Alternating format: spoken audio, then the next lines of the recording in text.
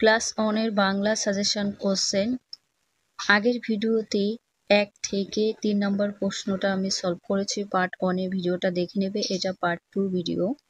4 দাগের সঠিক বর্ণ বসিয়ে শব্দ গঠন করো। এটা কাকাতুয়া হবে, খতে হবে পরিবার, গতে শালিক, ঘতে বুলবুলি।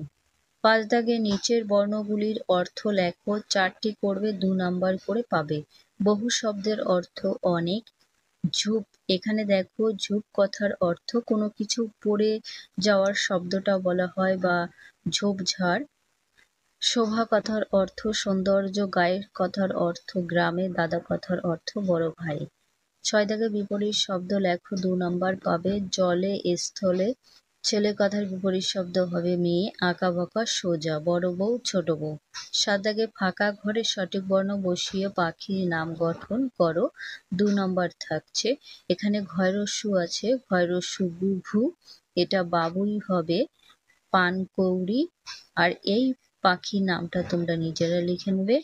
8 দাগে পাখিদের নাম চিনে নিয়ে তাদের নাম পাশের বাক্সতে লিখবে। 5 নাম্বার করে থাকছে 5টির জন্য। কতে ঝাড়ুদার পাখি বলে লোকে আমাকে, কাক হবে। খতে আমার মাথায় ঝুঁটি, বড় লেজে রঙিন পালক গোজা, ময়ূর হবে। গতে গাছের গুড়ির ভেতর খাবার খুঁজি, ঠক ঠকাঠক, এখানে কাঠঠোকরা। ঘতে ফুরুত ফুরুত করে উড়ি, ছোট আমি ঘুলঘুলিতে বাসা, চড়ুই পাখি। ঘুমোতে বকম বকম ডাকি, দানা খুঁজে খাই, এটা পায়রা হবে। 9 দাগে ঝুড়ি থেকে কথা নিয়ে শূন্যস্থান পূরণ করো। 6টি 3 নাম্বার পাবে।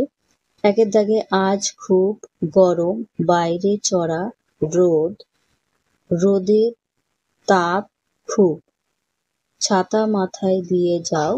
3 দাগে ঘাম গড়িয়ে পড়ছে, এখানে হবে জামা ভিজে গেছে।